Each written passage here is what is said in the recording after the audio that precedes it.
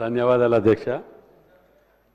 Corporation సంబంధించిన వాటిల్లో మాకు సమయం ఇవ్వలేదు అధ్యక్ష. ఎందుకంటే వరంగల్ కార్పొరేషన్ కూడా హైదరాబాద్ తర్వాత పెద్ద నగరం.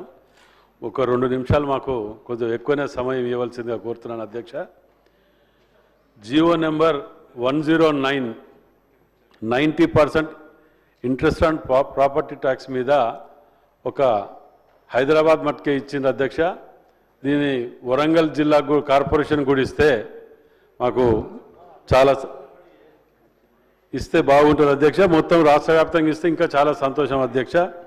దీని మీద ఆలోచన చేయండి అధ్యక్ష. రెండోది అధ్యక్ష, ఒకటే పార్టీలో గతంలో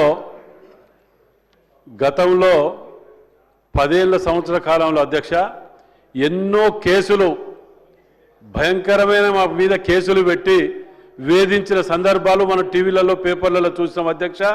ఇప్పుడు ఏదైనా పదవి కావాలి అంటే కేసులనే మీకు ఇయ్యరాదు అనే కాడికి వచ్చింది అధ్యక్ష.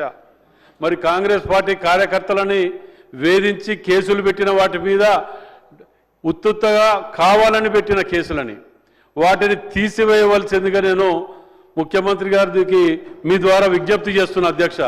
ఎందుకంటే పదవులు రాకుండా అప్పుడు 10 ఏళ్ళు కష్టపడి ఇప్పుడు కూడా మేము పదవులు రాకుండా ఉండాలంటది ఇది అయ్యలేదు. ఇది ఉన్నది అధ్యక్ష.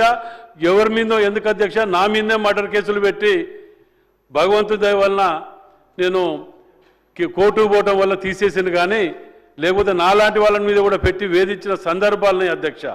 మరి నిన్న మొన్న చూసినాం అధ్యక్ష, ల్యాండ్లు అమ్ముతున్నారు, ల్యాండ్స్ పోతున్నాయి, అవి పోతున్నాయి, ఇవి పోతున్నాయి అని చెప్పి గతంలో జరిగినాయి అన్నీ చూసినాం అధ్యక్ష. మరి ఇక్కడికి వస్తే అసెంబ్లీలో చూస్తే మాట్లాడే విధానాలు చూస్తే సీనియర్లు గౌరవించాలి పెద్ద అనుకుంటాం, కానీ ఇక్కడ పొద్దుగాల ఒకటి సాయంత్రం ఒకటి మాట్లాడుతున్నారు అధ్యక్ష. మా పరిస్థితి ఏంటంటే ఇక్కడ మేము ఎవరిని ఫాలో కావాలని కూడా కొత్తగా వచ్చిన సభ్యులు మాకు అర్థం కాని పరిస్థితిలో ఉన్నది. కాబట్టి మేము ఒకటి అడుగుతున్నాం అధ్యక్ష, ఆ కష్టకాలంలో ఉన్నప్పుడు చేసిన పాపాలన్నిటి కూడా ఇప్పుడు మీద పడుతుంటే వాటి మోయలేక పథకాలని కొంచెం లేట్ అయిన వాటిని 15 నెలలకే ఓ రోజు ఒక దిక్కు మాట్లాడుతున్నారు, ఓ రోజు ఒక దిక్కు మాట్లాడుతున్నారు మధ్యలో కూర్చొని. సరే ఏదేదైనా కానివ్వండి అధ్యక్ష, మేము అడిగేది ఒకటి అధ్యక్ష, ల్యాండ్స్ గతంలో కబ్జాలు పెట్టినవి బయటికి తీయండి అని గతంలో కూడా నేను మాట్లాడిన అధ్యక్ష.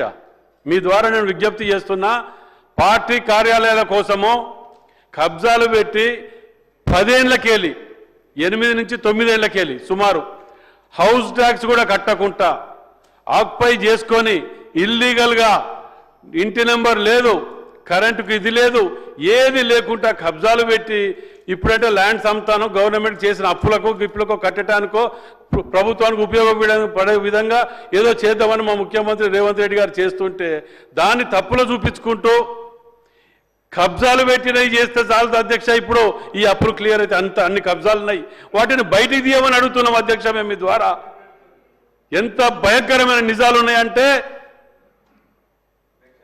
కన్స్యూమర్ నేమ్ అధ్యక్ష కబ్జాలు పెట్టే మీ దగ్గర నేను తీయమనేది ఎక్కడి నుంచో కాదు.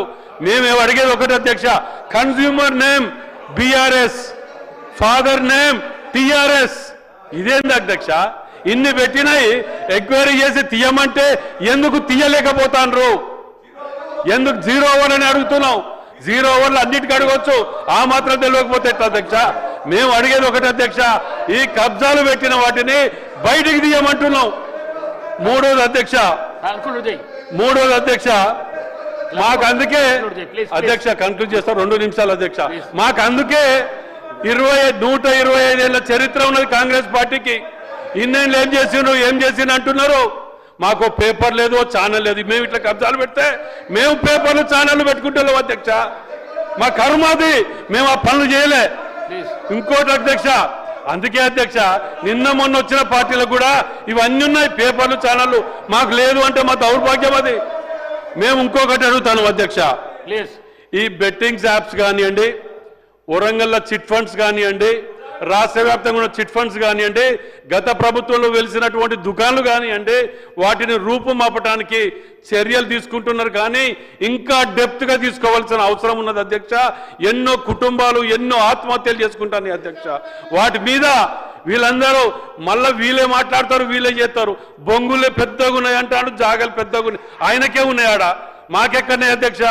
బొంగులున్నోళ్ళు జాగలున్నోళ్ళు మాకు ఏడబెట్టుకోవాలంటే మేము ఏడబెట్టుకోవాలి అధ్యక్ష. ఇవన్నీ చేసిన పాపాలను మేము అడుగుతున్నాం అధ్యక్ష. మేము ఎక్కడనో వాళ్ళని వీళ్ళని అభియోగించాలనో లేకపోతే ఒకరి మీద వ్యక్తిగతంగా మాట్లాడాలని కాదు అధ్యక్ష. ఇవి మాకు వాస్తవాలు జరిగిన వాటిని మాట్లాడితే మాట్లాడనీయకుండా లొల్ల మాట్లాడుతున్నారు.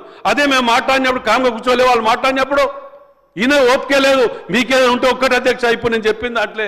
నేను రేపు మీకు పొద్దుగాల ఇన్ఫర్మేషన్ యాక్ట్ వాళ్ళ గవర్నమెంట్ ఉన్నప్పుడు పట్టుకొచ్చినాయి మీ ముందాడ పెడతా. ఒకవేళ ఈ కబ్జాలు జరగలేదు అంటే ముక్కు నెలకు రాసి రేపు పొద్దుగాల రాజీనామా చేసిపోతా అధ్యక్ష. వాళ్ళు దానికి కట్టుబడి ఉంటారు, అడగండి.